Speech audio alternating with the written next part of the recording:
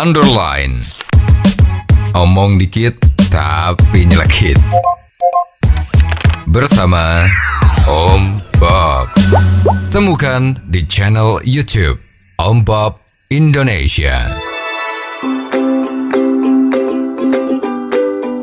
Om Bob, ada sebuah kejadian seorang kakek berusia 89 tahun tewas dikeroyok gara-gara diteriaki maling saat menyerempet sepeda motor. Bagaimana Om Bob menggarisbawahi masalah ini? Ya, kita memang patut prihatin ya. Kejadian-kejadian seperti ini kok berulang. Ya, betul. Ini memang perbuatan yang sudah melewati batas ya. Kalau ada seorang kakek misalnya itu berbuat negatif, mencuri misalnya, atau ini kan kejadiannya malah kecil loh ya, menyerempet ya, nyerempet sepeda motor ya.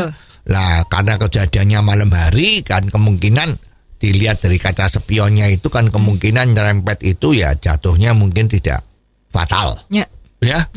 Orang kalau naik sepeda motor atau naik sepeda jatuh itu ya mesti terjadi juga kan. Orang kalau belajar kan juga jatuh ya.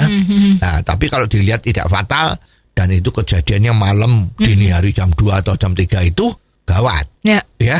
Sekarang juga banyak kejadian pencoleng kan. Pencoleng pura-pura keserempet.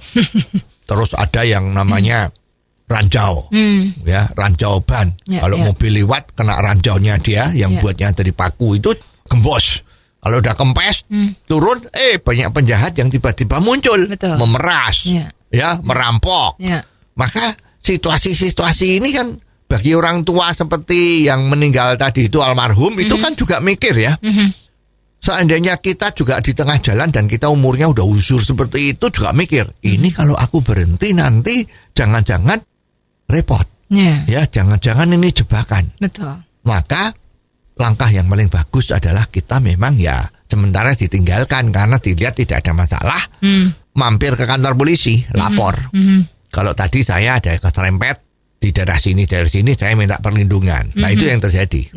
Tetapi sekarang ternyata yang diserempet ini malah teriak-teriak, ya, malah diteriak-teriak jadi pencuri-pencuri dan ada yang memprovokator supaya orang pada datang untuk rame-rame ngejer, ya, terus dipukulin, dipecah kacanya, dipaksa diseret keluar, di sana kita lihat itu dipukuli sampai meninggal ya. Kalau menurut info yang diterima itu kan kepalanya pecah ya, punggungnya remuk ya karena diinjek-injek dengan dikeroyok sebanyak orang itu. Ya, sebetulnya yang menjadi perhatian kita bersama, kok sekarang rasanya masyarakat kita itu kok ya demikian sadis ya. Ini harus dipikirkan. Ahli-ahli ilmu jiwa juga harus mikir. Ini kenapa seperti ini terjadi? Ya. Kan mestinya kalau memang seperti itu ya kalau memang ditangkap ya ditangkap diserahkan polisi. Betul. Ya bahwa ini telah melanggar hukum. Nah, kenapa kok tidak? Kok malah diajar sendiri sampai meninggal? Kalau orang tahu kan, aduh, kok tidak berperi kemanusiaan ya? Kakek tua udah usur 89 dipukulin ya sampai meninggal. Ini urusannya terempet sepeda motor. Ini kan susah. Kalau itu teroris, nah itu mungkin masih ya gimana ya. Wah, jangan-jangan malah nganggep ini kalau teroris kena hakim massa dianggap melanggar HAM. Ya tapi kalau ini karena nyerempet kok rasanya nggak ada suara ya yang mengatakan ini melanggar HAM.